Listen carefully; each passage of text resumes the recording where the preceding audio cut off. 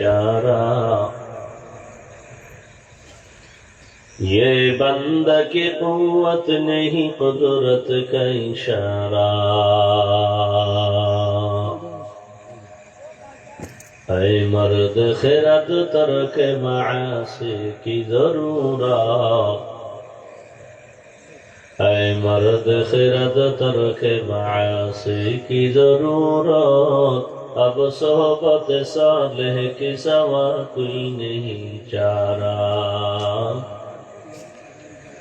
अब सोहबत सालेह के सवा कोई नहीं चारा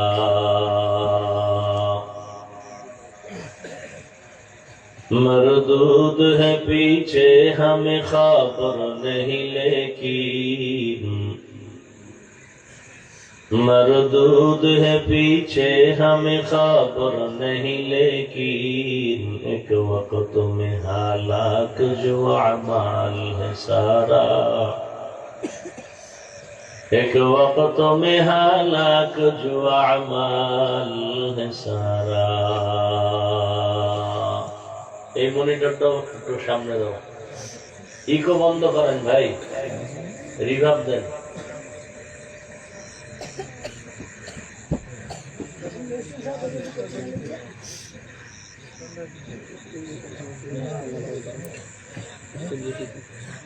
খাও ক্ষীর ঝরঝরিয়া তলা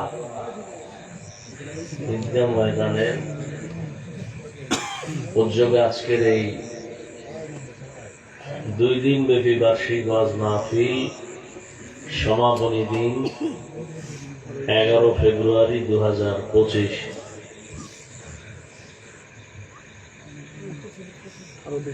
মহতি এই মাহফিলে উপস্থিত মুহতারাম সম্মানিত সভাপতি প্রধান অতিথি বিশেষ অতিথিবৃন্দ হযরত উলামায়ে কেরাম অত্র অঞ্চলের বিভিন্ন স্থান থেকে আগত আল্লাহ পাকের আশিকিন জাকিরিন শাকিরিন মুহিব্বিন মুরব্বিয়ান ইজাম কলিজার টুকরা আমার সমবয়সী যুবক বন্ধুগণ স্নেহের ছোট ভাই পর্দার আড়ালে মা বোনেরা পিছন দিক থেকে কোনো মাইক থাকলে বন্ধ করে দেন স্টেজ মুখী যত মাইক আছে সব বন্ধ শুধু মনিটর চলবে ইকো হয় কেন কথা রিপিট হয় কেন বারবার আল্লাহ পাকের দরবারে শুকর যে আল্লাহ আমাদেরকে সুস্থ রেখেছেন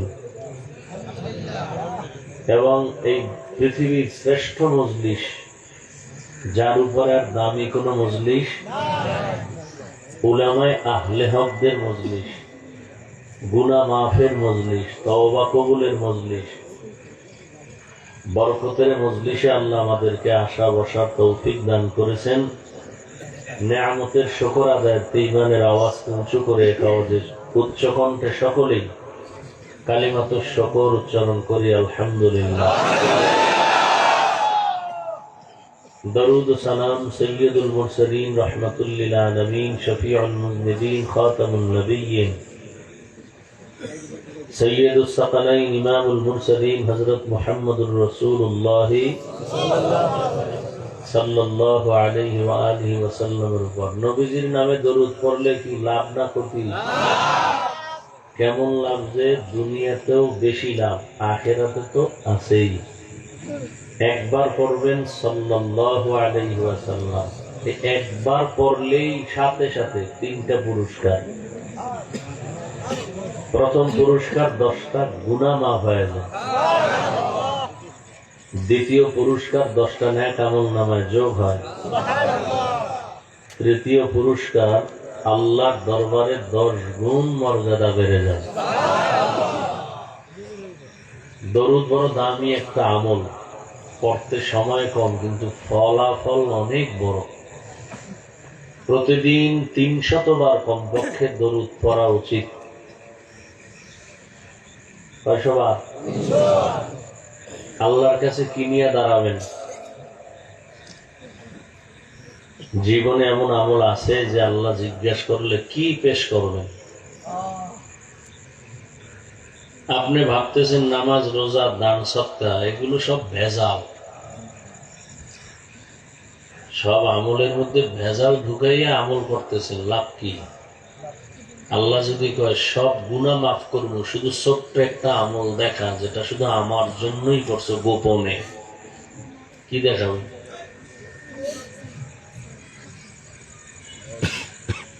অন্তত আমার দাবি রইল এই দরুদের আমলটা করেন। শর্ত দুইটা, পবিত্র অবস্থায় পড়তে হবে এবং খুব নির্জনে পড়তে হবে। কয়শবার? নির্জন সময় আমার দৃষ্টিতে দুইটা, হয়তো ফজরের পর, না হয় ঘুমের আগে বিছানায় বসে বসে তসবিহ একটা হাতে নিয়ে পবিত্র অবস্থায় ওযু করে, সময় বেশি থাকলে নামাজের দরুদ পড়বেন, সময় কম থাকলে ছোট অংশটা পড়বেন। কতবার? 300 বার। এই ধ্যানে পড়বেন যে আমি দরুদ পড়তেছি, ফেরেশতারা আমার ঠিকানা নাম সহ রসুলের রওজা মুবারকে পৌঁছায় দিতেছে। এভাবে 300 বার দরুদ করে যদি ডান কাতে ঘুমাবেন, চেহারাটা থাকবে কোন দিক? কিবলামুখী। এই অবস্থায় যদি আমলটা লাগাতার চালাইতে পারেন, ইনশাআল্লাহ ঘুমের মধ্যেই রসুলের সাথে মোলাকাত হয়ে যাবে। আল্লাহ কবুল করেন। বেশি বেশি দরুদের আমল করার তৌফিক দান করেন। জীবন তো গল্প কইরেই কাটাইলেন, আর কত? দোকানে বসে আছেন, গাড়িতে বসে আছেন, দরুদ পড়তে থাকেন। আপনার ব্যক্তি সমস্যা, অসুস্থ, সংসারে ঝামেলা, ব্যবসায় ঝামেলা, সব কিছুর ঔষধ কি? দরুদ। আল্লাহ আমাদের বেশি বেশি দরুদের আমল করার তৌফিক দান করেন।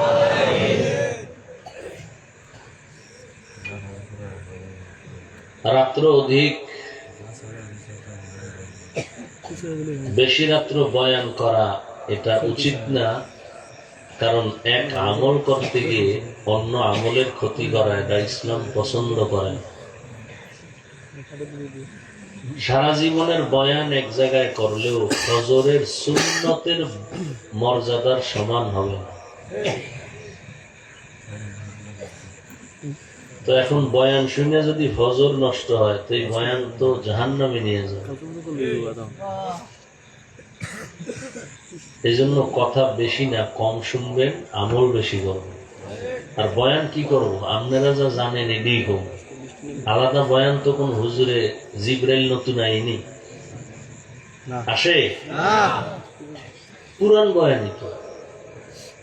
অনেক মূর্খ মানুষ আছে বলেন হুজুরের পুরান ওয়াজি করে, তো নতুন কোরআন আসবে না? কথা বলেন না, তো নতুন ওয়াজ আসবে কি থেকে? আর আপনারা তো এই ওয়াজ সবাই জানেন। মিথ্যা বলা হারাম, গালি দেওয়া হারাম, গীবত করা হারাম, নাচ দেখা হারাম, গান শোনা হারাম, মা বাবাকে কষ্ট দেওয়া হারাম, সুদ খাওয়া হারাম, ঘুষ খাওয়া হারাম,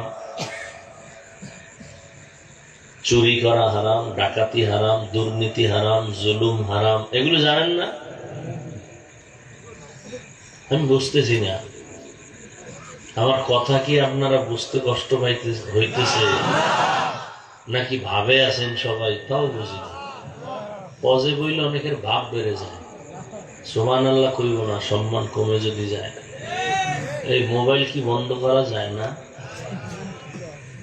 আমারে দেখাইতেছেন আপনি মোবাইলওয়ালা। হ্যাঁ,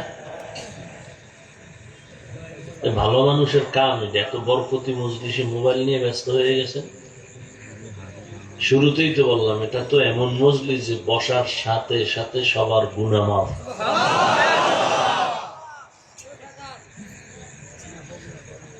পাগল হয়ে যায় মোবাইল, 24টা ঘন্টাই তো মোবাইল নিয়ে থাকেন। 2-1 ঘন্টার জন্য আল্লাহ লইয়াইছে বেহেশতের বাগানে, এখানে মোবাইলটা না চালাইলে কি ক্ষতি হবে আপনার?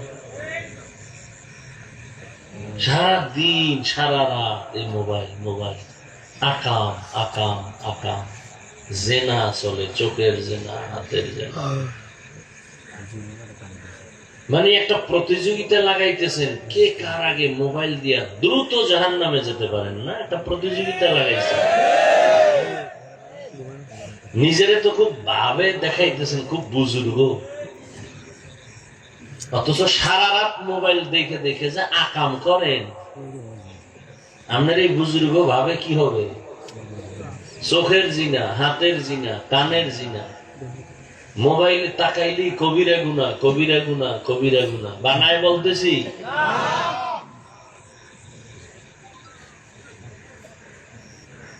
বেঈমানরা তো কামিয়াব হয়ে গেছে। মুসলমানের ইবাদতের 12টা বাজায় দিছে এই মোবাইল দিয়ে। চিন্তা করছে হুজুরকে কেমনে আটকাই, এরা তো নাচ গান দেখবে না, হুজুরকে ইবাদতের 12টা কেমনে বাজাবো।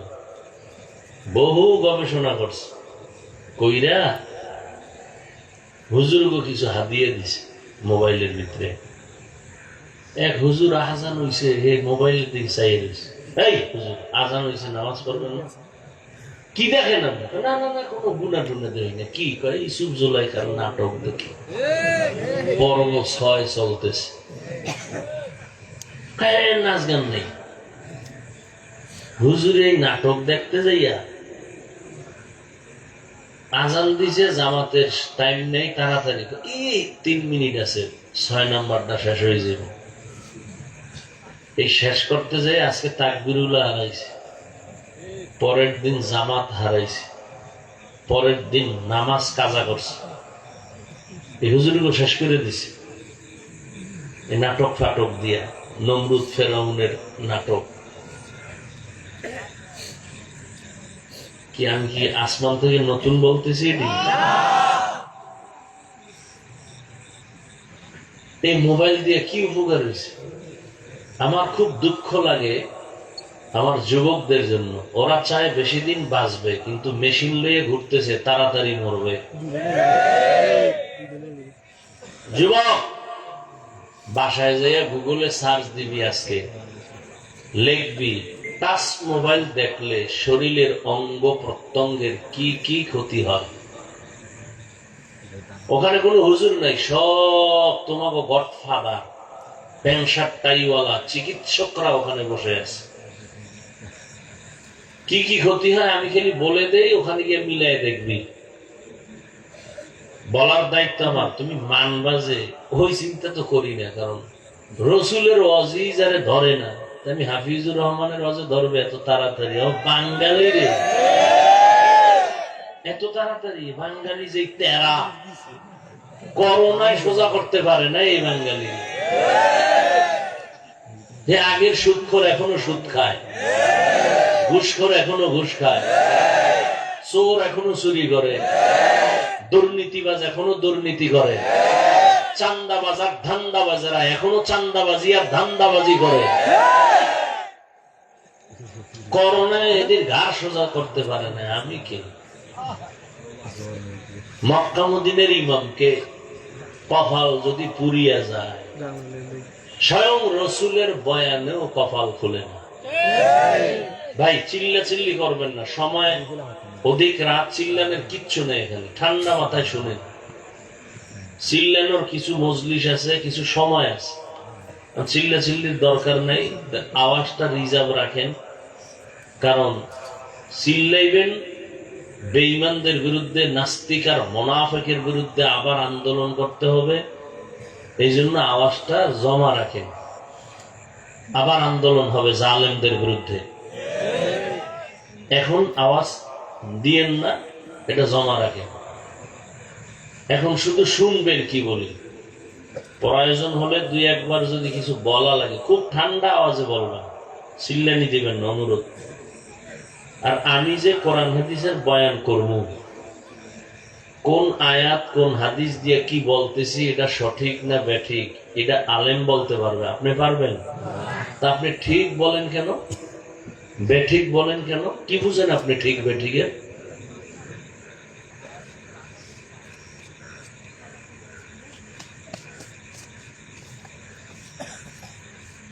একটা চিৎকারও দিবেন না, খবরদার।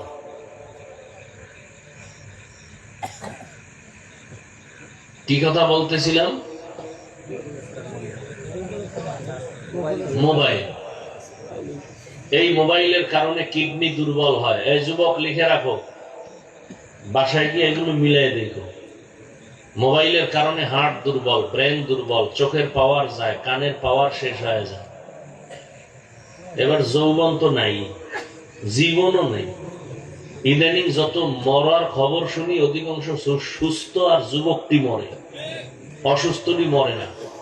ডাক্তার খায় মরে যাবে খাওয়া, হে আনো লাডি লয়ে আনে, আর সামনে সুস্থ মানুষ হঠাৎ করে বলে আমার বুকে ব্যথা, ধরে দেয় নাই। কেউ রোগী না, ডাক্তার কিছু কোনো রোগ নেই, তো মরলো কেন? হঠাৎ রোগে মরছে। হঠাৎ রোগ কি? নতুন একটা রোগ আছে জমিনে, হঠাৎ রোগ। কি সে হঠাৎ রোগ? কি? হ্যাঁ, আকাম কর আরো দেখবি তুইও হঠাৎ রোগে রোগী হয়ে শেষ হয়ে যাবি। জাগাত শেষ, যৌবন শেষ, জীবন শেষ, লেখাপড়া শেষ। এই মোবাইলের দ্বারা কত সন্তান মায়ের সাথে বেয়াদবি, বাবার সাথে বেয়াদবি, শিক্ষকের সাথে বেয়াদবি, আলেমের সাথে বেয়াদবি। যত বড় ব্যক্তি হোক না কেন, ওলামায়ে কেরামের সামনে আসলে একটু নরম হয় না? হাতটা বাড়াইয়া সালাম দিতেও কেমন জানি একটু ভয় ভয় থাকে, ঠিক নেই? আর এই মোবাইলে কত বড় বেদ্যপ বানাইছে, ঠাস করে সেই কান্দের উপরে হাতটা দিয়ে কয় হুজুর একটু তাকান তো। এই বেদ্যবি আছে না নাই? ফট করে কান্দে হাত দিয়ে কয় একটু তাকান। একশোরায় কয় যদি একটা সেলফি তুলবো, যদি আল্লাহ উসিলায় মাফ করে।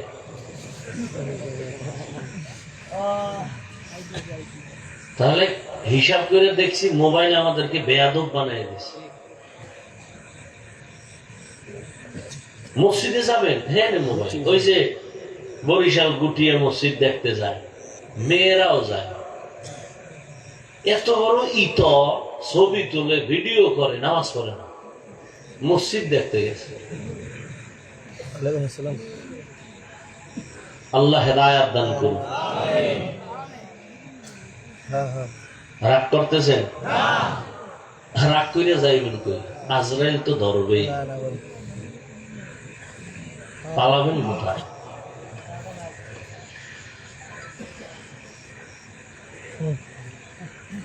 আমি যে আয়াত পড়েছি সূরা আহজাবের 2 টুকরা আয়াত, রাসূলের হাদিস, এর উপরে সহি নিয়তে, সহি তরিকায়, সহি কিছু কথা বলা শোনা, আমাকে আপনাদের সকলকে আল্লাহ তৌফিক দান করেন। কতক্ষণ বয়ান হবে জানি না, তবে চেষ্টা করব খুব দ্রুত আপনাদের ধৈর্যের মধ্যে শেষ করতে।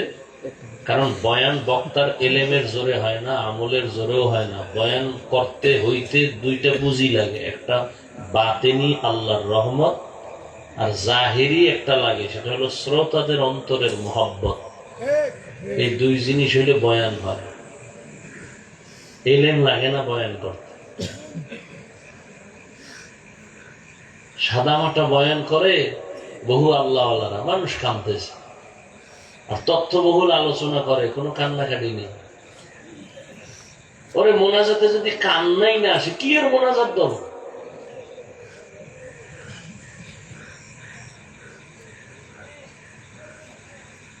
যেই চোখ আল্লাহ দিছেন, সেই চোখে পানি যদি না থাকে, কিসের চোখ?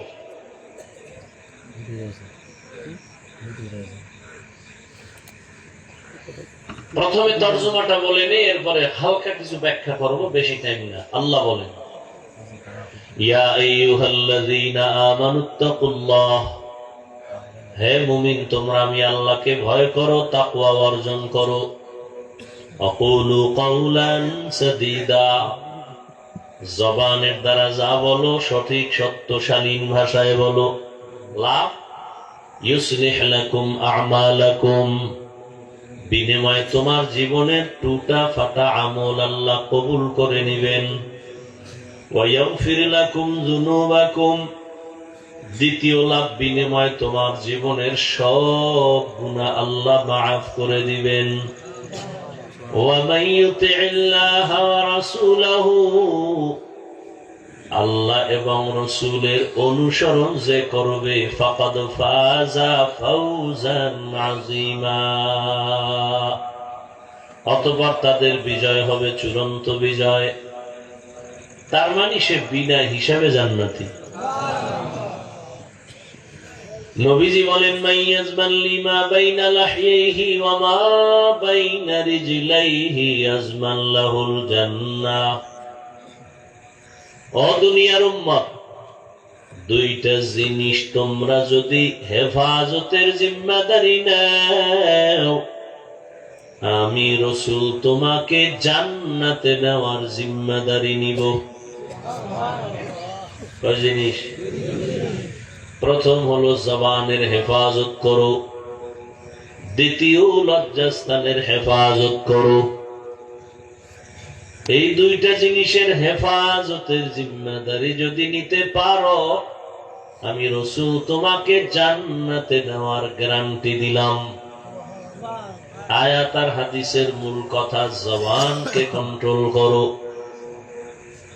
খুব খেয়াল করে। এই উঠা বসা করো কেন বাবারা? উঠার ব্যারাম থাকলে ঢুকছো কেন? এই বদ অভ্যাস কেন? এই জন্য একটু আগে বলছিলাম, কপাল পুরলে আমি হাফিজুর রহমান কেন রসুলের বয়ানও কপাল খুলে। যেই রসুলের চেহারা এত দামি, একটা নজর দেওয়া মাত্র 1 সপ্তাহের ক্ষুধা পেটে আর থাকে না। কেমন রহমতের নবী আমার, মোহাব্বতের একটা নজর দিয়া যদি তাকায়, সাথে সাথে জাহান্নামের আগুন হারাম। কিন্তু কত বড় কপাল পড়া, ওই রহমতের নবীকে এক নজর আর একদিন আর 1 মাস না, দীর্ঘ 13 বছর দেখলো। 13 বছর দেখার পর বয়ান শুনছে কান লাগায়া, জীবনে কোনদিন কালেমা পড়ে নাই। কত বড় নিকৃষ্ট বেঈমান কপাল পড়া। 13 বছর বয়ান শুনলো, চেহারা দেখলো। শুধু কি তাই, রাতের অন্ধকারে রসুলের ঘরের পাশে দাঁড়ায় দাঁড়ায় রসুলের জবান মোবারকের তেলাওয়াত শুনছে, কিন্তু কপালে কালেমা নাই। এত বড় বেঈমানের নাম জানেননি? এর নাম কপাল। এর নাম কি? ভিন্ন দিকে 27 বছরের যুবক, 27 বছরের যুবক তরবারি নিয়ে দৌড়ায়, আমার রসুলের জবাই করবে। দৌড়ায় ঘোড়ার দ্রুত গতি বেগে, তরবারিটি নিয়ে রহমতের নবীর সামনে দাঁড়াইয়া রহমতের নবীরে এক নজর দেখা মাত্র তরবারি ফালায় বলে, ও দয়ার নবী, আমাকে মাফ করে দেন আর কালেমা পড়ায় মুসলমান বানায় দেন। কয় বছর? এই কয় বছরের যুবক? এর নাম কপাল। 13 বছর নবীর বয়ান শুনলো, চেহারা দেখলো, কালেমা কপালে আসে নাই। আর 27 বছরের যুবক আমার নবীজিরে জবাই করতে গিয়া কালেমা পড়ে তরবারি হাতে নিয়ে দাঁড়াইয়া বাইতুল্লাহর পাশে গিয়া কয়, এই বেঈমান, আমার নবীর বিরুদ্ধে যদি কথা বলতে চাও, মুহাম্মদের প্রয়োজন নাই, আয় আমার তরবারির সামনে দাঁড়া। রহমতের নবীর নজর লাগছে তো, এত পাওয়ার আল্লাহ বাড়ায় দিয়েছেন।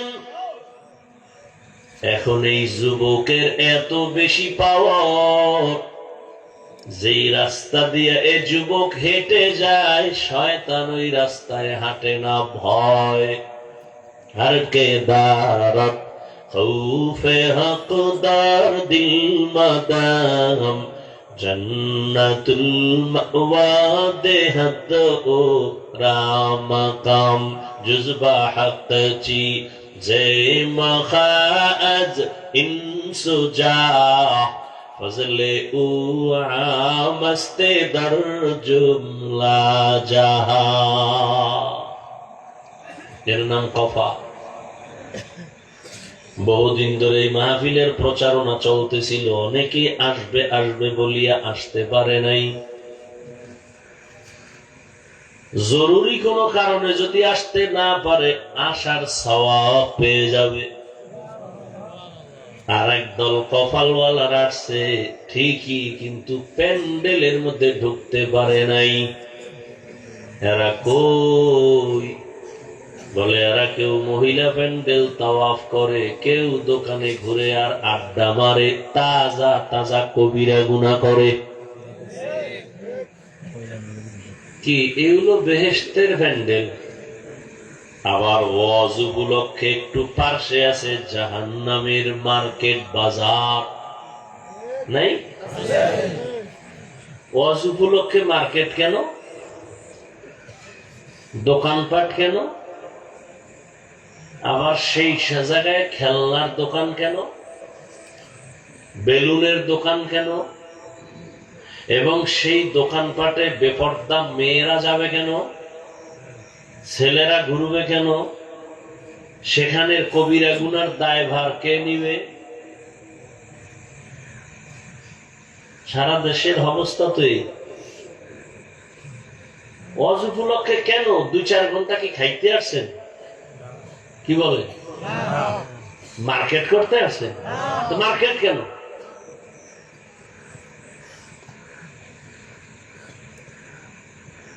এটাও তোমার ইমানের পরীক্ষা। ঘর থেকে বেরিয়ে আসছো, কোরআনের বাগানে যাই, ওয়াজে যাই বলিয়া, কিন্তু কপাল বড় খারাপ। শয়তানে আটকায় দিছে, মার্কেটে ঘুরু, বেহেশতের প্যান্ডেলে ঢুকার কপাল নাই, কপাল ভরা। আর একদল প্যান্ডেলে ঢুকছি ঠিক, কিন্তু মোবাইল সামনে নিয়া কলমের দরজা বন্ধ করে রেখেছে, ওর কলম বন্ধ। বলে গেলাম দায়িত্ব আমার বলার, মানবেন কিনা সে দায়িত্ব আপনার। আপনি মানবেন কিনা চিন্তা করার আমার দরকার নাই, আমার দায়িত্ব বলার, আমি বলবো কিনা সেই চিন্তা আমার।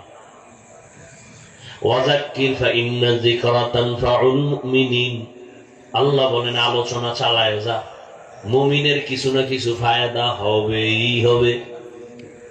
আলোচনা চালাও, ফায়দা থেকে খালি না।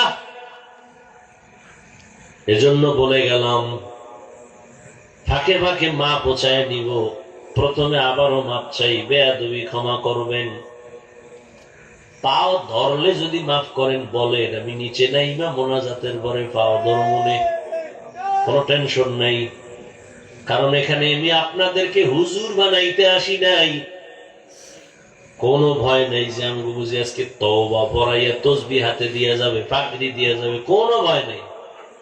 চাকরিজীবী ভাই, কোনো টেনশন নাই, তোমার চাকরির উপরে আমি একটা আঘাতমূলক বয়ান দিব না, টেনশন নাই।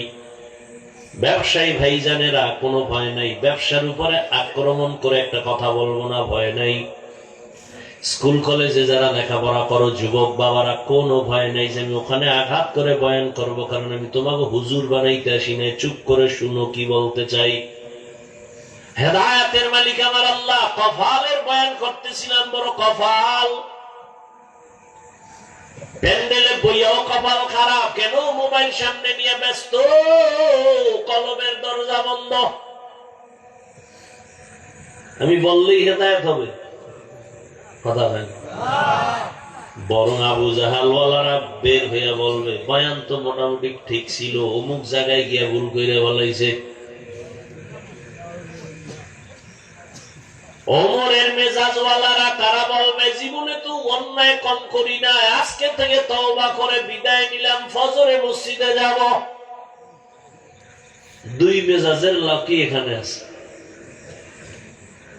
আর একদল মোবাইল ছাড়াই বইয়া বইয়া বয়ান শুনে, শয়তান ওদেরও ধাক্কাইতেছে, আর কত তো পুরান বয়ান বাড়িল। এর কপাল ভরা। টোটাল বয়ানের মূল, এই 2 দিন বয়ানের মূল বরকত মোনাজাত, দোয়া। কিছু কিছু কপাল ভরা দেখবেন মোনাজাতের আগে ভাগে, শয়তান ওদের উঠায় নিয়ে যায়।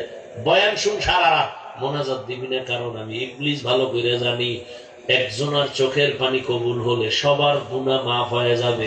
আমি এই সুযোগ তোরে দিব না, বাড়িল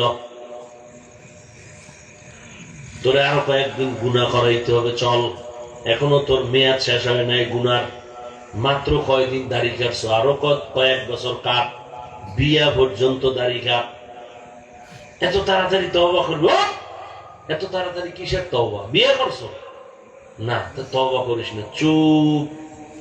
আর মোনাজাতটা দিস না, কবুল হয়ে গেলে বিপদ, ওইটা ভাগ।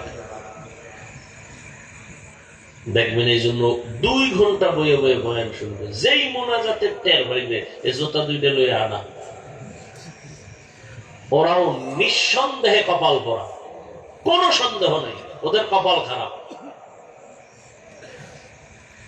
আল্লাহ হেদায়েত দান করুন।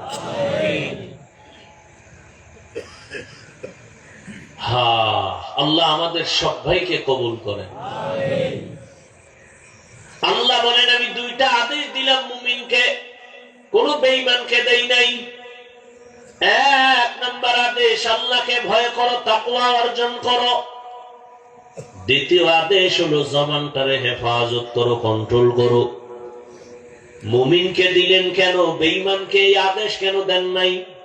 এর সংক্ষিপ্ত জবাব, মুমিনেরা জান্নাত পাবে, কোন বেঈমান কখনো জান্নাত পাবে না। জান্নাত কারা পাবে? মুমিনেরা যে ভাবে, তা কত ফিডার ঘর, কঠিন কপালে ফিডা, এরপরে যদি ভাবা যায়। দলিল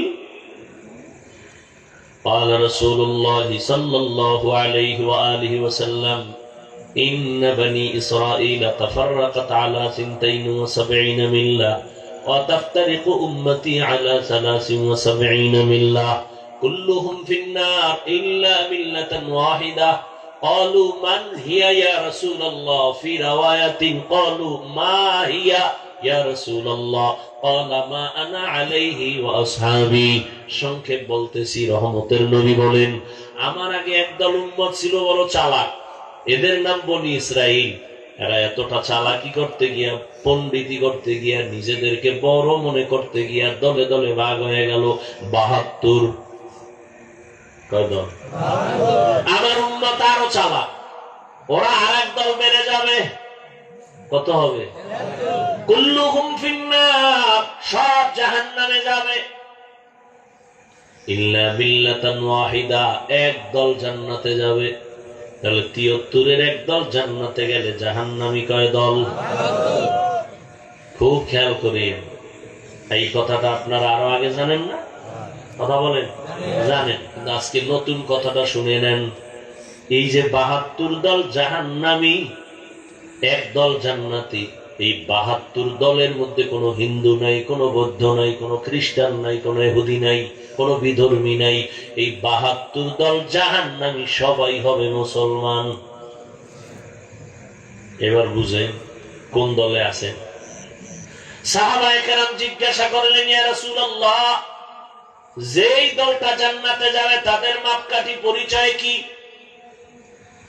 রহমতের নবী বলেন তাদের পরিচয় হলো 2টা আদর্শ যারা মেনে চলবে। এক, আমি রহমতের নবীর আদর্শ আর আমার সাহাবায়ে কেরামের আদর্শ, এই 2টা একত্রে যারা মেনে চলবে তারা জান্নাতি। নবী যদি বলতেন আমারে যারা মানবা তারা জান্নাতি, তো হইতো। নবী বলে না না, আমি মুহাম্মদের আদর্শ মানবা, আমার সাহাবায়ে কেরামের আদর্শ যারা মানবে তারা জান্নাতে যাবে।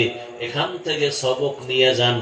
বর্তমান দুনিয়াতে যদি কেউ বলে আমি নবী মানি, সাহাবা মানি না, এরা মুসলমান, এরা মুমিন ঠিক, তবে 72 দল জাহান্নামীদের অন্তর্ভুক্ত। যারা বলে নবী মানি, সাহাবা মানি না, এরা মুসলমান ঠিক, মুমিন ঠিক, কিন্তু ৭২ দল জাহান্নামীদের অন্তর্ভুক্ত। এবার বুঝেননি মুমিন হইয়াও জান্নাত পাইতে কত খবর আছে। মুমিনদের ৭২ দল মুমিন জাহান্নামে যাবে, একদল মুমিন জান্নাতে যাবে। সেই দল কারা? যারা নবীও মানে, সাহাবাও মানে। যে নবী মানে সে তারাবি পড়বে, যে সাহাবি মানে সে ২০ রাকাত পড়বে। যে বলে শুধু নবী মানি সে তারাবি পড়বে ঠিক, সাহাবি মানে না, এই জন্য ২০ রাকাত পড়ে না। আর যারা নবীও মানে, সাহাবাও মানে, এরা তারাবিও পড়ে, কত রাকাত পড়ে? ২০ রাকাত পড়ে। আর রাসূল বলছেন যে আমাকেও মানবে, সাহাবাদেরও মানবে, সে জান্নাতি। আর যদি আমাকে মানে, আমার সাহাবাদেরকে না মানে, সে জান্নাতি নয়, সে ৭২ দল মুসলমান হইয়া জাহান্নামী। আল্লাহ হেদায়েত দান করেন। তো আল্লাহ আদেশ দিলেন দুইটা, এক আল্লাহকে ভয় করো, দুই জবানের হেফাজত করো।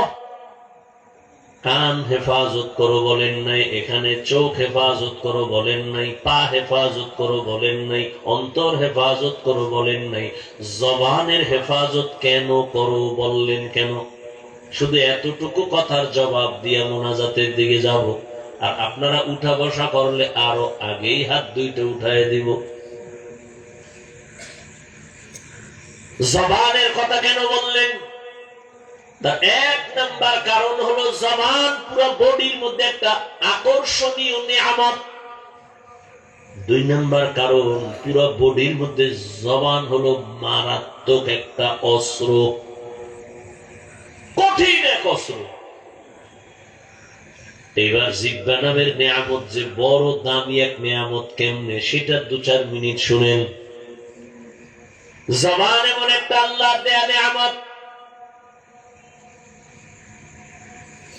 জমিনে আল্লাহ যেদিন পাঠাইছেন, এই যে আমি মাউথ সামনে নিয়ে কথা বলি, আমার কথাটা মেশিনে টেনে ইউনিট থেকে, হর্ন থেকে বের করে দূরে দিচ্ছে। কিন্তু এটা কতক্ষণ চলবে একটা লিমিটেশন দেওয়া আছে। ফ্যানের বাতাস দিতেছে, দীর্ঘ টাইম লাগাতার চলতে গেলে হঠাৎ নেগেটিভ পজিটিভ একটা আগুন লেগে যাবে, মেশিন গরম হয়ে যাবে, মাইক বন্ধ হয়ে যাবে। ঠিক নেই? এবার চিন্তা করেন, এই আল্লাহ পশুকে চিন্তা করার মতো মেধা দেন নাই, দিছেন মানুষকে। মানুষ একটু চিন্তা কর। দুনিয়াতে আসার থেকে আজ পর্যন্ত ৭০-৮০ বছর পর্যন্ত, ৩০-৪০-৫০ বছর পর্যন্ত জিহ্বা নামের মেশিন যে নড়াচড়া কইরা কত হাজার হাজার কোটি কথা সাপ্লাই দিল। গাল ব্যথা করে, ঠোঁট ব্যথা করে, কপাল ব্যথা করে, মুখ ব্যথা করে, কোনদিন কথা বলতে বলতে জিহ্বা ব্যথা করে নাই। এই মেশিনটা কেমনে চলে? এটা কখনো গরম হয় না। এই মেশিন কে ফ্যানের বাতাস দিয়ে ঠান্ডা করে? মোবাইল ওয়ালা ভাই সারা রাত মোবাইলের হক আদায় করতে গিয়ে আনলিমিটেড কথা বলতেছে, মোহব্বতের আওয়াজ, কথা চলতেছে, মোহব্বত বাড়তেছে, কথা চলতেছে, মোহব্বত বাড়তেছে। হঠাৎ করে কথার লাইন কেটে গেছে। মোহব্বতের মাঝে লাইন কেটে গেলে ভাল লাগে। আরে কথা বল না কেন? মাথা গরম হয়ে গেল, লাইন কেটে গেল কেন? প্রথমেই তাকায় যে নেটওয়ার্কের ঝামেলা আসেনি, তাকায় দেখে না ফুল নেটওয়ার্ক। এরপরে ব্যালেন্স চেক করে দেখে কোনো টাকার অভাব আসেনি, দেখে না ফুল ব্যালেন্সও আছে। আনলিমিটেড কথা বলবো ঘুমায় ঘুমায়া, কাটলো কেন? ফট করে দেখে, আরে আমি 2 মিনিট কথা কমে 48 মিনিট কথা হয়ে গেছে। টেরিফাই নে ফট করে চার্জ গেছি। কি গেছি গা? নেটওয়ার্কও ঠিক আছে, ব্যালেন্সও ঠিক আছে, কি নাই? চার্জ নাই। তাড়াতাড়ি পাওয়ার হাউসের সাথে লাইন লাগায় চার্জ কর, ফুল চার্জ দিয়ে নে। আবার কত টাইম লাগবে? হয় না, টাইম কমায় দে, ফাস্ট চার্জার লাগা। 1 ঘন্টার চার্জ মাত্র 20-30 মিনিটে হয়ে যাবে। এবার ফুল চার্জ দিয়ে এবার ধুম কথা বল, আনলিমিটেড কথা বলো, আর কাটবে না। মোবাইলে কথা বলো, ব্যালেন্সও আছে, নেটওয়ার্কও আছে, চার্জ নাই, আবার চার্জ দাও, না হয় কথা চলবে না। জিহ্বা নামের মেশিন নাড়ায় নাড়ায় এত কথা বলছো, বল কয়দিন চার্জ দিছো? কোনদিন এই জিহ্বা নামের মেশিন চার্জ যায় না, বন্ধ হয় নাই। এত বড় এক নিয়ামত, এক প্লেট খানা নিছো, তুমি খানা খাওয়ার জন্য বসছো, প্লেটের মধ্যে খানা নিয়ে তুমি চোখ দিয়ে তদন্ত করলা, খানার মধ্যে কোনো ভেজাল আসেনি, চোখ অ্যান্সার দিল কোনো ভেজাল নাই। হাত দিয়া নাড়াচাড়া করে দেখলাম কোনো ভেজাল আসেনি, হাত অ্যান্সার দিল নাই। এইবার লোকমাটা উঠায় যখন ভিতরে দিছি, জিহ্বায় কয় সাবধান, ভিতরে নিস না, ঝামেলা। লোকমার ভেতরে ঝামেলা, ভিতরে নেওয়া যাবে না। কেন? হাত বললো ভেজাল নাই, চোখ বললো ভেজাল নাই, জিহ্বায় কয় আমার রাডারে ধরা হয়ে গেছে, লোকমায় ভেজাল। কি বলে? একটা চিকন চুল আছে। কি আছে? চুল আছে, হালা এটা বাইরে হালা। জিহ্বা আটকায় দিছে, লোকমা বাহিরে ফেলে দাও। তাহলে হাতের থেকে জিহ্বা শক্তিশালী না, অথচ নরম। চোখ পারে নাই, ব্যর্থ, হাত পারে নাই, জবান আমাকে সতর্ক করে দিল ভিতরে নেওয়া যাবে না।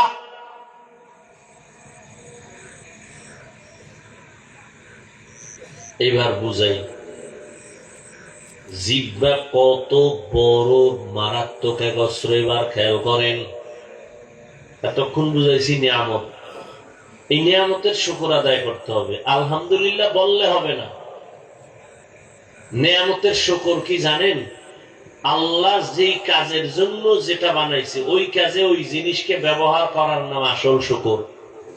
জিহ্বা আল্লাহ বানাইছেন কেন? আলেমরে গালি দেওয়ার জন্য? হ্যাঁ, ইমামের সাথে বেয়াদবি করার জন্য? জিহ্বা বানাইছেন আল্লাহ পাক বেশি বেশি জিকির করো, দরুদ শরীফ পড়ো, তেলাওয়াত করো। আর এই জিহ্বা আমরা ব্যবহার করি গীবত শেখায়া। আমি যে জনমের বেয়াদবের খবর নাই, হুজুর খারাপ, এমনি সারাদিন চায়ের দোকান করো, হুজুর খারাপ। অথচ পুরা দুনিয়া, পুরা দেশ এখনো ঠান্ডা আছে শুধু হুজুরদের কারণে। আপনারা যে এখনো আরামে আছেন, কিসের কারণে? মানতে কষ্ট হয় না? ভিডা খাইয়ে এরপরে দোয়ার লেগে দৌড়ান, তখন টের পান যে হুজুর কি। আর এমনি যে হুজুরেরা কান্দে দোয়া করে, এটা কানে ঢুকে না। এজন্যই তো বলেছি, এদেশের ওলামায়ে কেরাম জাতিকে যা দিছে কেউ দেয় না, সব চান্দাবাজ আর ধান্দাবাজ, সবগুলো চান্দাবাজ আর ধান্দাবাজ। একমাত্র নিরপেক্ষ এ জাতির আসল কলিজার মানুষ ওলামায়ে কেরাম। এরা কোন স্বার্থপর না, নিঃস্বার্থ।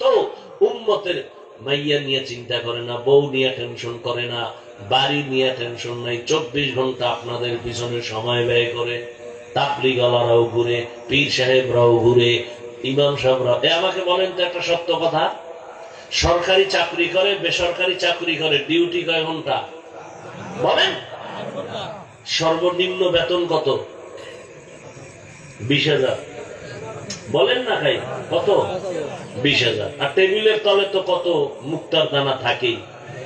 ওর বাপে থুয়ে গেছে এগুলো, ওর মায়ে থুয়ে গেছে, ওর 14 গোষ্ঠী থুয়ে গেছে, এগুলো মুক্তার দানা। বলেন তো আমাকে, ইমাম সাহেব যে মসজিদে ডিউটি করে কয় ঘন্টা বলেন? বেতন কত?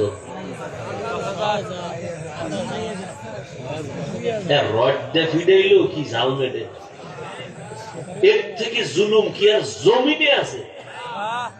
8 ঘন্টা ডিউটি করে 20,000 নিম্নে।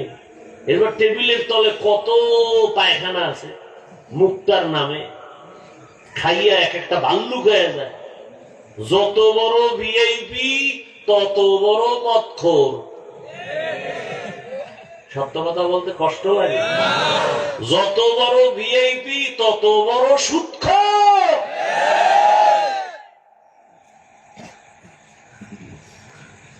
এবার দেখেন তো, ইমাম সাহেব 24 ঘন্টা রিমান্ডে রাখে, রিমান্ডে। জোহরের নামাজে নাই, রিক্সা ড্রাইভার। হুজুর গেছিলেন কই? কে তুমি? আমি রিক্সা চালাই। তোর পাওয়ার কি? 5 টাকা মাসে বেতন দেই। ও এই পাওয়ার। সভাপতি দেয় কত কয়? 100 টাকা। সেক্রেটারি কত কয়? 50। মাসের না মাস কারণ 6 মাস বাকি।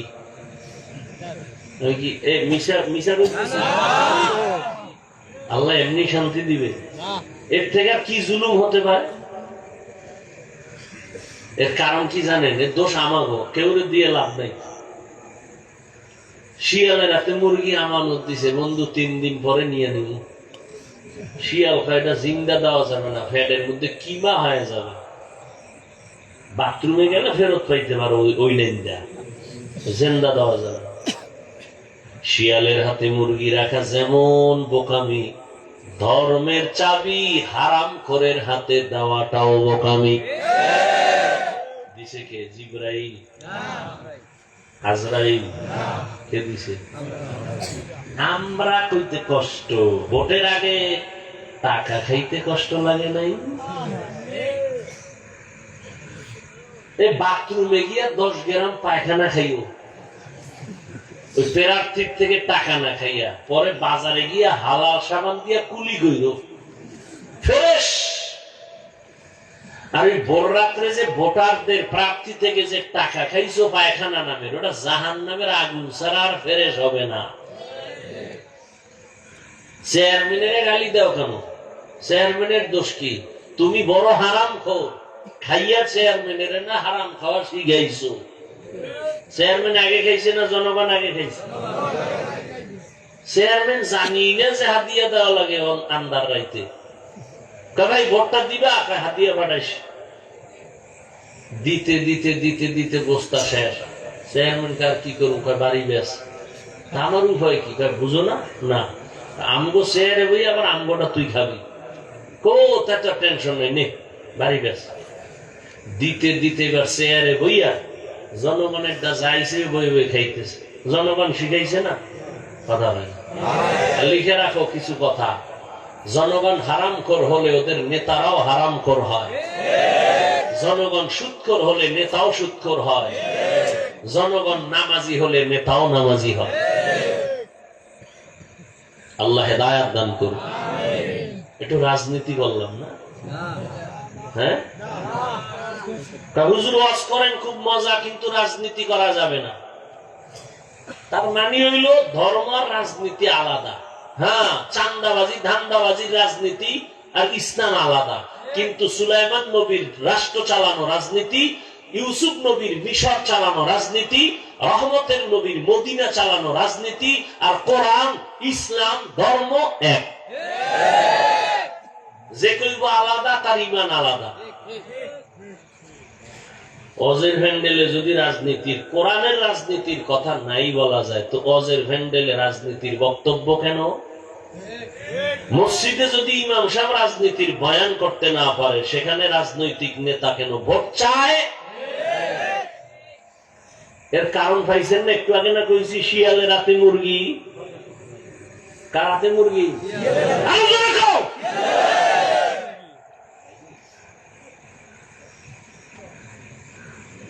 দেশ নাপাক হয়ে গেছে। এই নাপাক থেকে বাঁচাবার একমাত্র আদর্শ ইসলাম, রসুলের আদর্শ। আল্লাহর কসম, এই জমিনে মদিনার আদর্শ ছাড়া কেউ শান্তি দিতে পারবে না।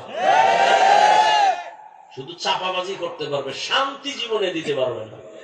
শান্তির একমাত্র ঠিকানা ইসলাম। এটা সব চান্দাবাজেরা ধান্দাবাজেরা জানে, মানে না কেন?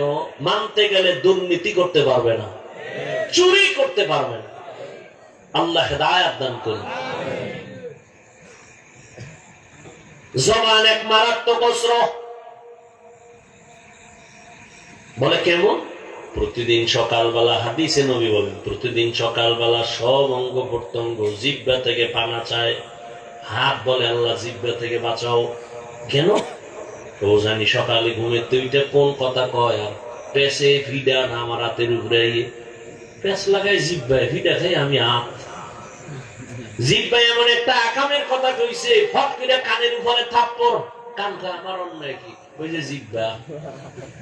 রসুল বলেন প্রতিদিন সকালবেলা হাত কান চোখ জিব্বা থেকে পানা চায় আল্লাহ এই জবান থেকে আমারে পানা দাও। কেন? এটা মারাত্মক অস্ত্র। কয় কেমন? কয় ব্লেডের মতো চারদিকে দাও, যেদিকে মারে কেটে যায়।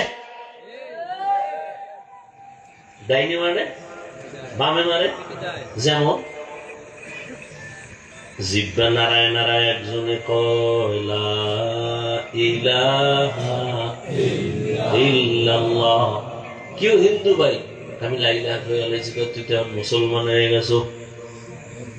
জিব্বার এক কথায় মুসলমান, আবার এই জিব্বা নারায় যদি কয় আল্লাহ মানি, নবী মানি, কোরআন মানি, তবে ইসলামের রাজনীতি মানি না, একই জিব্বার এক আওয়াজে বেঈমান। বুঝেননি কিছু? কি বুঝেন? এক যুবক একটা মাইয়ারে রাস্তায় ধইরা তিনজনের সামনে কয় বউ হবিনি, কয় কবুল। জিব্বার এক কথায় আপন হয়ে গেল। ঠিক এই জিব্বা আবার কয় তালাক, বিদায়। একই জিব্বায় কত রং, বেলেডের মতো যেদিকে মারে ওদিকে কাটে। বিচারপতি চেয়ারে বৈশা জিব্বা নারায় ফাঁসির আসামিরে কয় খালাস, ফুলের মালা দিয়ে বাড়ি। নিরপরাধরে বিচারপতি কয় পুলিশ ধর, নিরপরাধ ফাঁসির মঞ্চে হাজির। একই জিব্বার আওয়াজ। এই একটা জিব্বার দ্বারা আমাকে প্রমাণ করে দিল আমি মানুষ, আমি আলেম, আমি ভালো নাকি আমি খারাপ। আমার হাত পরিচয় দেয় না, আমার জবান আমারে পরিচয় দেয়। জবানের কথায় পরিচয় দেয় আমি মুসলমান। জবানের আওয়াজ আমাকে পরিচয় দিল আমি মানুষ। জবান আমাকে পরিচয় দিয়ে দিল আমি একজন আলেম। জবান আমাকে পরিচয় দিয়ে দিল আমি হক না বাতিল। জবানের কথার দ্বারা পরিচয়। মারাত্মক এই জিহ্বা, মারাত্মক অস্ত্র। হাতে অন্যায় করে এটার ফিরামু কেমনে? রশি দিয়া ভাইদার আর অন্যায় করবে না। কান অন্যায় কথা শুনে তাড়াতাড়ি পট্টি লাগা, আর অন্যায় কথা শুনবে না। চোখ অন্যায় করে নেকাপ লাগাও, কালো চশমা লাগাও, দেখবে না।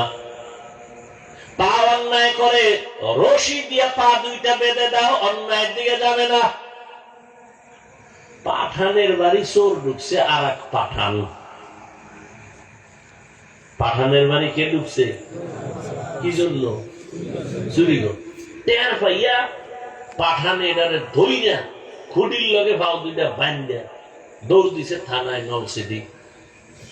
ওসি সাহেবের একটা ওসি সাহেব চোর কাকুই বাড়িতে বান্ধে থুই আইছি। কেমনে? কয় খুঁটির গোড়ায় পাও দুইটা মানছি।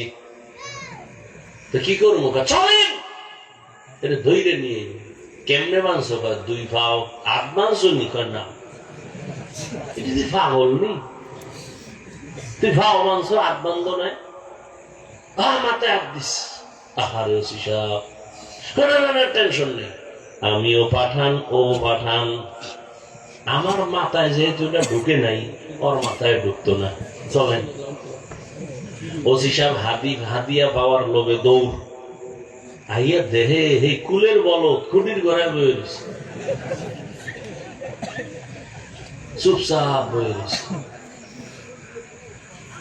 পা অন্যায় করে বেঁধে দাও, হাত অন্যায় করে বেঁধে দাও, অন্যায় করবে না। চোখ অন্যায় জিনিস দেখে মেকআপ লাগাও, পট্টি লাগাও, আর অন্যায় দেখবে না। কান অন্যায় কথা শুনে পট্টি লাগাও, শুনবে না।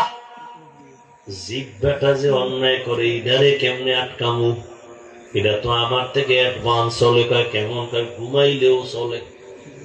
আমি যে ঘুমাই রয়েছি ও চলতেছে। ঘুমের ভিতরে এক বন্ধু ডাক দিছে,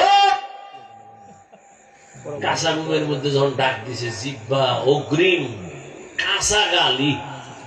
ও গালি শুনে দৌড়, বন্ধুর গুল্লি মারি। 10টার সময় উঠে ডাক দিছে, বন্ধু কই? তোর কথা নেই। যেই গালি তোর জবান দিয়া দিছ, জমিনেও ধরে না, আসমানেও ধরে না। রাস্তা খুলল, কি গালি দিস? জীবনে গালি কেউ দেয় না। একটা গালি তো আমি দেই নাই। কি বলো আন্দাজি? বলে না, রেকর্ড করলে তো শুনাইতে পারতাম। কি পরিমাণ কাঁচা আওয়াজ হইছে, আল্লাহর কসম কি জিহ্বা দ্বারা বলেছি আমি নিজে টের পাই নাই, কারণ এটা আমার থেকে বড় অ্যাডভান্স, আমার আগে দৌড়ায়। এটা এখন কেমনে আটকাবো? আল্লাহ কয় জিহ্বাটারে কন্ট্রোল কর, হেফাজত কর। কেমনে করি? রশি দিয়ে বাঁধো, না পারা যায় না, তাতে কষ্টে লাগাও না। জিহ্বা এমন এক মেডিসিন মাইরে দিছে আমার আল্লাহ, কষ্টে লাগবে না, কারণ জিহ্বার মধ্যে অল টাইম পানি। কেমন পানি? যদি জিহ্বার পানি শুকায় যায়, পাগলের মতো হয়ে যায়, মইরা যাবো, ডাক্তার কয় ডায়াবেটিস হাই। মিষ্টি খাও তাড়াতাড়ি। জিহ্বার মধ্যে এমন একটা পানি আমার আল্লাহ দান করেছেন, এই পানি তোমার ঔষধ। পুরা চেহারার মধ্যে যদি কোনো রোগ হয়, গোড়া হয়, শাহাদাত আঙ্গুলটা বের করে জিহ্বার লালা নিয়ে বিসমিল্লাহ কয়ে 3 বার লাগায় দাও, চেহারার কোনো আর ঔষধ লাগবে না, লালা তোমার ঔষধ। তবে হুন যুবকেরা, সারা রাত্র মোবাইলে আকাম কইরা ঘুম মাইরা যদি গোড়া উঠে, এটি তোর লামায় যাবে না।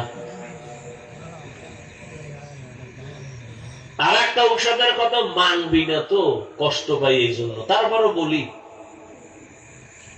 মানতে পারলে লাভ আছে। যারা ঘুমাবি, ঘুমের থেকে উঠা 1 গ্লাস পানি হাতে নিয়া ভেতরে মুখের যে লালা ওই সহ কুলি করে ভেতরে নিয়ে পানি পান করবি। খবরদার, ডাক্তার বলে, সায়েন্স বলে, চিকিৎসা বিজ্ঞানীরা বলে, ঘুমের মধ্যে যে লালাটা তোমার ভেতরে জমে, এটা শরীরের ঔষধ। পানি 1 গ্লাস নিয়ে কুলি সহ লালা সহ পান করে নাও, তোমার শরীরের ঔষধ। কুলি করে তুমি পানিটা ফেলবা না। এরে আল্লাহর বান্দারা, জিহ্বাটারে আটকান যায় না, কেমনে আটকাই? আল্লাহ কয় আমি তো জানি তুই দুর্বল। হাত আটকানো যাবে, চোখ আটকানো যায়, কান আটকানো যায়, জবান আটকাইতে পারবি না। তবে হ্যাঁ, আমি আল্লাহ নিজে একটা মেডিসিন দিলাম, ওই মেডিসিন দিয়া জিহ্বাটারে কন্ট্রোল কর, ভিন্ন কোন লাইনে কন্ট্রোল করতে পারবি না। ওই জিহ্বার মেডিসিন আমি আল্লাহ দিলাম, আর ওই মেডিসিনের নাম হলো তাকওয়া। তাকওয়া মানে আল্লাহর ভয়। আল্লাহর ভয় এটা অন্তরের মধ্যে জমা করো। যার মধ্যে একবার আল্লাহর ভয় আসবে, সে কখনো গালি দিবে না। একটা সন্তান মা বাবার ভয় করার কারণে মা বাবার সামনে বাজে কথা বলে না, গালি দেয় না। ছাত্র শিক্ষকের ভয় করার কারণে শিক্ষকের সামনে ছাত্র বাজে কথা বলে না, গালি দেয় না।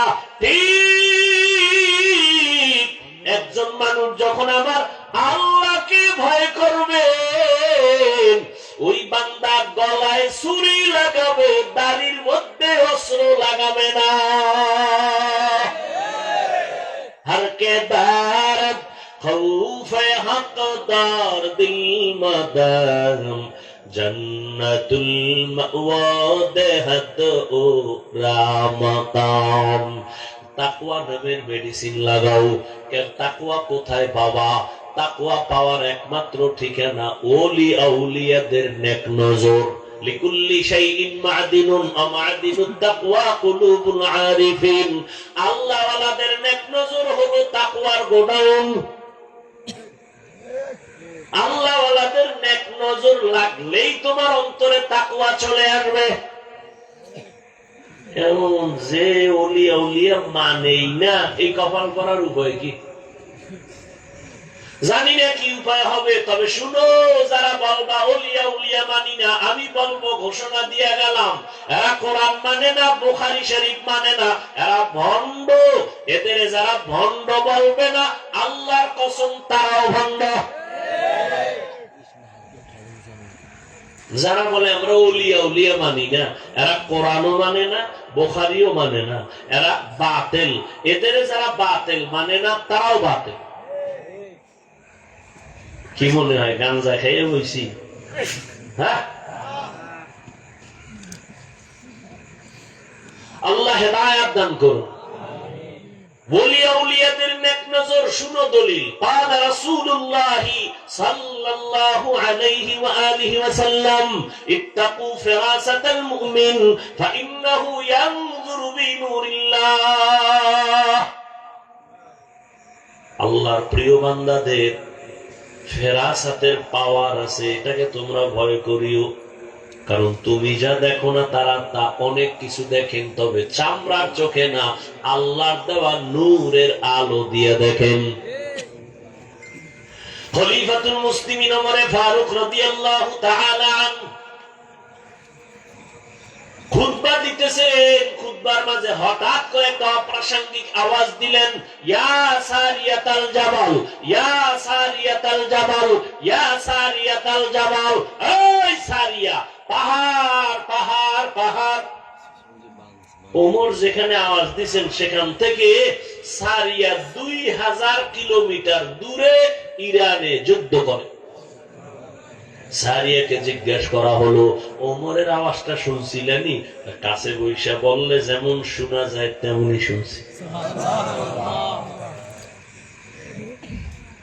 আল্লাহর ভয়, এ ভয়ের নাম তাকওয়া। আল্লাহওয়ালাদের নেক নজর, এই ভয়টা যখন আসবে জীবন চলে যাবে, বান্দা গুনাহ করবে না। ওমরে ফারুক রাদিয়াল্লাহু তাআলা আনহু দিনের বেলা মানুষের বিচার করে, রাতের বেলা ঘুরে ঘুরে প্রজাদের খবর নেয়, জনগণের কি হালাত। ঘুরে গিয়ে দেখে বাগানের মধ্যে বাতি জ্বলে। ওমর গিয়ে আস্তে করে চুপচাপ দাঁড়াইছে রাতের অন্ধকারে, শুনে ভেতরে মহিলাদের আওয়াজ। মা তার মেয়েকে ডাক দিয়ে কয়, এই মাইয়া, বাজারে দুধ বিক্রি করতে নিবি, পানি মিলাইয়া নিস। মেয়ে ডাক দিয়ে কয়, ওমর যদি টের পায় রে মা, ওমরের কথার আগে তরবারি রেডি। ওমর কই কই কই? মা কি কয়, ওমর তো দেখবে না। মেয়ে ডাক দিয়ে কয়, মা ওমর যদিও দেখবে না, তবে ওমরের আল্লাহ তো দেখবে। ওই আল্লাহরে ফাঁকি কেমনে দিব? ওমরের দূর শুইনা চলে গেছে। পরের দিন আদালতে লোক দিয়া পাঠায়, কয় অমুক এলাকায় যাও, ওই ঘরের মা মেয়ে দুজনরে ডাকো আদালতে। আদালতে ডাইকে বলে, এই আম্মা জান, বেয়াদবি মাফ করবেন, আপনার উপরে কোনো অভিযোগ নাই। আপনার মেয়েটা তো আমার মনে হলো বড় দামি, যে কোনো আল্লাহর বান্দির মতো না, এর মধ্যে তাকওয়ার পুরা পাওয়ার আছে। এই মেয়েটাকে আল্লাহ আপনাকে দান করেছেন, আপনি যদি রাজি থাকেন, আমি ওমরের ছেলের জন্য মেয়েটাকে বিবাহের বন্ধনে নিতে চাই। মেয়েটাকে নিয়ে নিলেন তার ছেলের জন্য। সেই মেয়ের বংশে জগৎ বিখ্যাত আল্লাহর প্রিয় বান্দা ওমর বিন আব্দুল আজিজ আসছেন এই মেয়ের পৌরসে। ভাইয়েরা আমার, আল্লাহর ভয় বড় কঠিন। আল্লাহ পাকের ভয় মানে আল্লাহর আযাবের ভয়। রহমতের নবী বলেন, আমি একদিন মসজিদের পাশেই তো আমার হুজরা আয়েশার ঘরে, আমি এশা পরে ঘুমাই। এশা পরে আমি গল্প করি না, ঘুমাই তো গভীর ঘুম না, আমি ঘুমাইলে চোখ বন্ধ, তবে অন্তর আমার ঘুমায় না। রাতের গভীরে হঠাৎ কান্নার আওয়াজ আসতেছে, কে যেন মসজিদের মধ্যে গভীর রাতে কান্না করে। আমি ঘুম ভেঙ্গে উঠলাম, বের হইলাম, নজর করে দেখি নামাজের মধ্যে দাঁড়াইয়া হাউ মাউ করে একজনে কাঁদে। আমি গভীর নজর দিয়া দেখি অচেনা কোনো বান্দা না, অচেনা কোনো আমার আশিক না। আমি তাকায় দেখলাম জান্নাতের 1 নাম্বার সাহাবী আবু বকর নামাজে দাঁড়ায় দাঁড়ায় হাউ মাউ করে কান্না করে। আমি নবী অপেক্ষা করে, নামাজ শেষে আবু বকর আসলেন, আমাকে দেখে আশ্চর্য হলেন। আমি বললাম, আবু বকর এই রাতে নামাজে দাঁড়ায় কাঁদলেন কেন?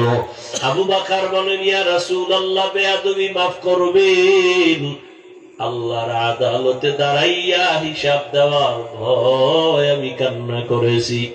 ওরে আল্লাহ তো আপনাকে জান্নাতের সুসংবাদ দিয়েছেন, আবার কিসের ভয়?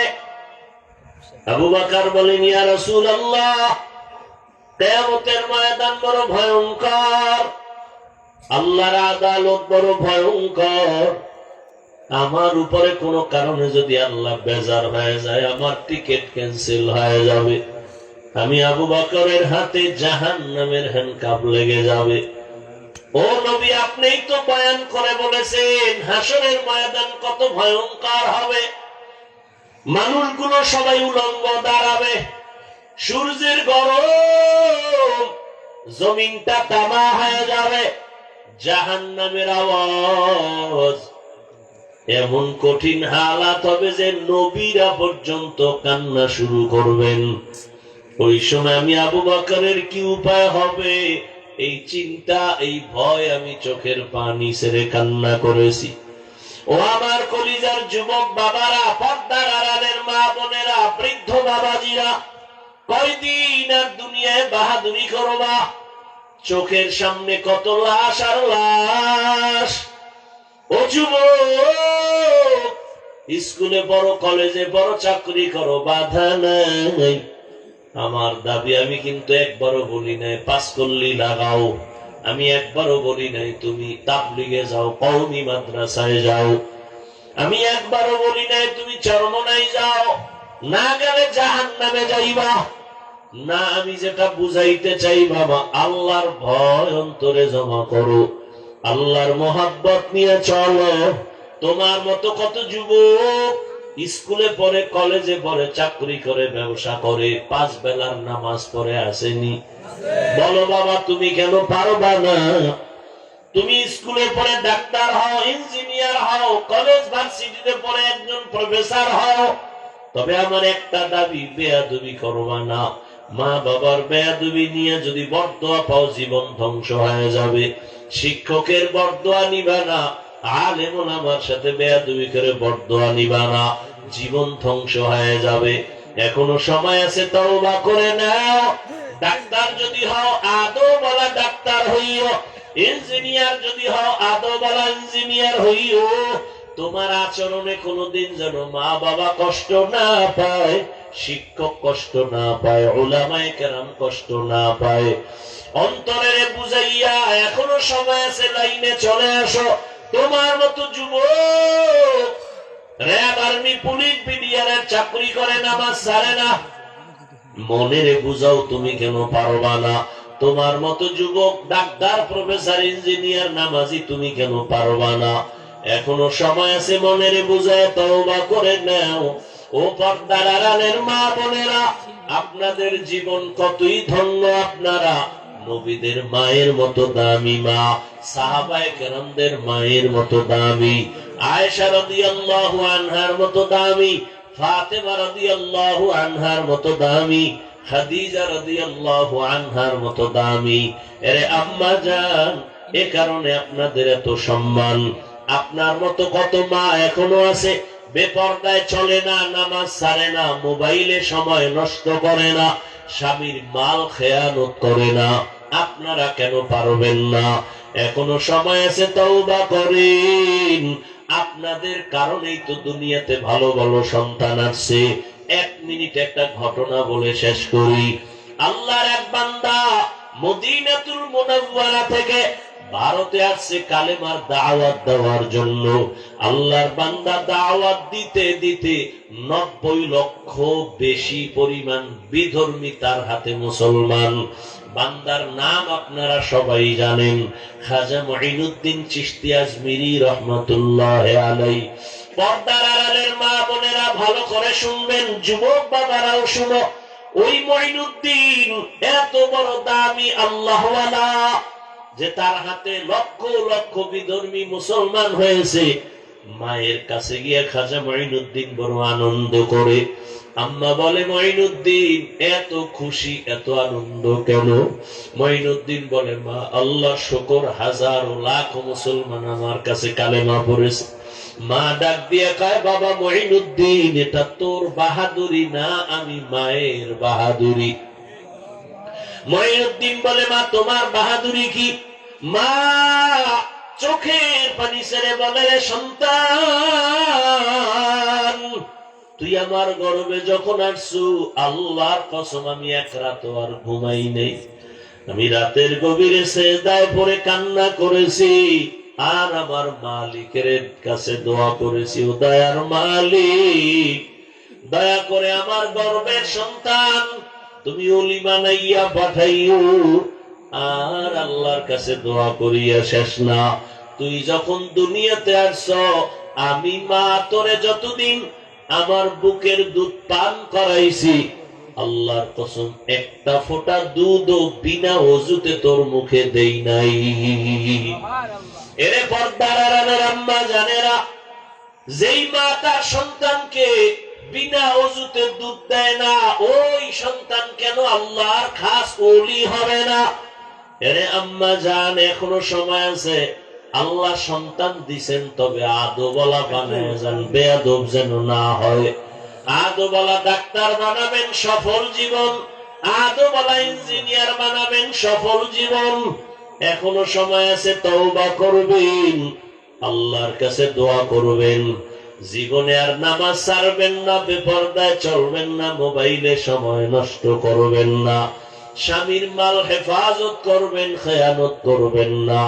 বৃদ্ধ বাবাজিরা, আপনার মতো কত বুড়ারা মসজিদে গিয়া নামাজ পড়ে, আপনি কেন পারবেন না?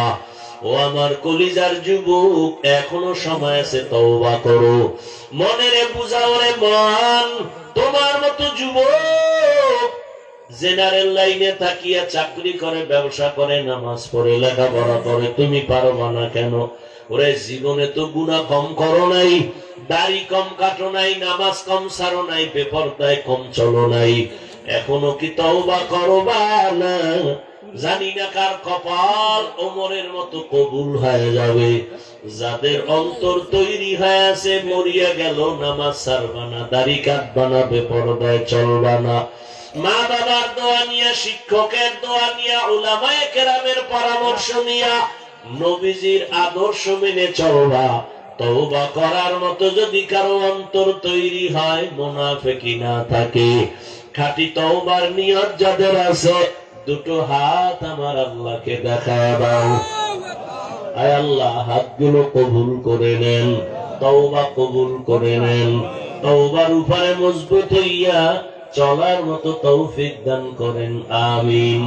আলহামদুলিল্লাহি রাব্বিল আলামিন, والصلاة والسلام على سيد الأنبياء والمرسلين وعلى آله وأصحابه أجمعين يا أرحم الراحمين